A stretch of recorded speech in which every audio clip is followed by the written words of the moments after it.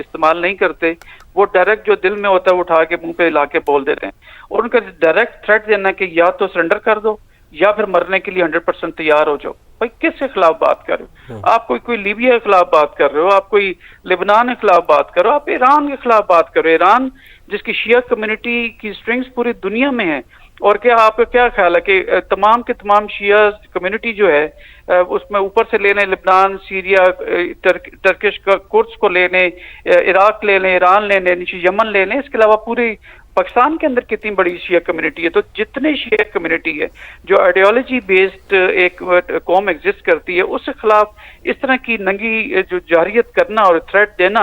किसी भी सूरत एक स्टेट्समैन को जेब नहीं देता, और स्पेशली जो कि इंतहाई लिथल वेपन से लेस हों। तो जैसे मैंने पहले कहा कि अगर जरा सी भी उन्होंने ईरानियन से लचक दिखाई या रेस्ट्रेंट का मुजाहरा किया तो ये अमेरिकन और इसराइली उस पर चढ़ दौड़ेंगे। तो यहाँ पर जो ईरानियन रिस्पॉन्स है, जो विदिन लाइक 2 to 3 आवर्स के अंदर वो जो भी जनरेट कर रहे हैं, वो उन्होंने ज़रा के पहले भी टारगेट्स को रखा था, और अभी बहरीन के अंदर 5th फ्लीट को जो उन्होंने हिट किया है जाके, और फिर अबू धाबी के अंदर, और इसी तरह से कतर हो गया ऊपर, कुवैत के अंदर,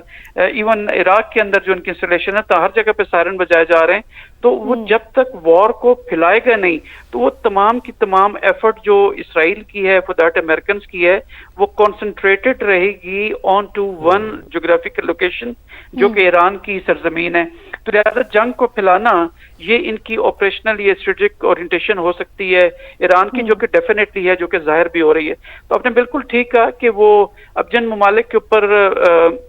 ईरानियंस ने मिसाइल अटैक किए हैं, तो ज़ाहिर है कि वहाँ उनकी सोवरेनिटी भी चैलेंज हुई, उनको नुकसान भी हुआ। मैं इसी तरफ में आना चाह रही थी, यही सवाल करना चाह रही थी कि जो ईरान की जानिब से हमले किए जा रहे हैं दीगर ममालिक पर, जैसे दुबई है, अबू धाबी है, इनका मुमकिन रद्द-ए-अमल ईरान के खिलाफ या फिर ईरान की जो जवाबी कार्रवाई है इसके ऊपर क्या होगा आपके ख्याल से? देखिए, इट वॉज देयर चॉइस, इन ममालिक की अपनी चॉइस थी, कुवैत की, बहरीन की, कतर की, इराक की, ये फॉर दैट मैटर कहीं भी उनके और जो बहरी जो उनके जो ज़मीनी उनके एयर बेसिस हैं, ये उनकी चॉइस थी कि अपनी सिक्योरिटी को उन्होंने आउटसोर्स किया था और अमेरिकन को यहाँ पे अड्डे बनाने दिया था। दो के कतर के ऊपर जून 2025 में भी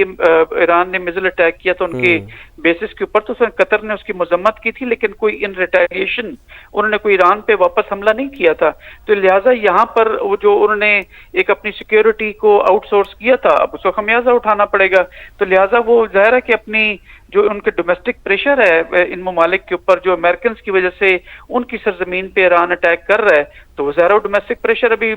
बनेगा। और उनकी मोस्टली यहाँ पे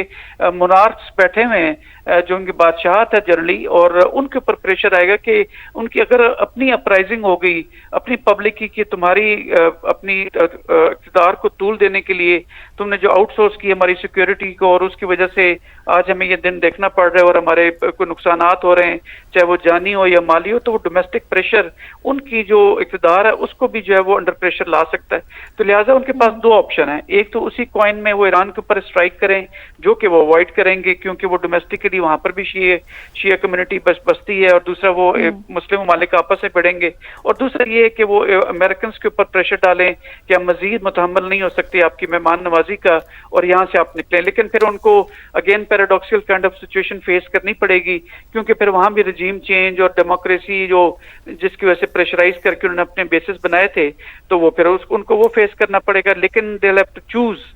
बैड अमंग द वर्स्ट। अपने लोगों की, अपनी सोवरेनिटी की, अपनी सरजमीन को अगर बचाना है तो अमेरिकन के चुंगल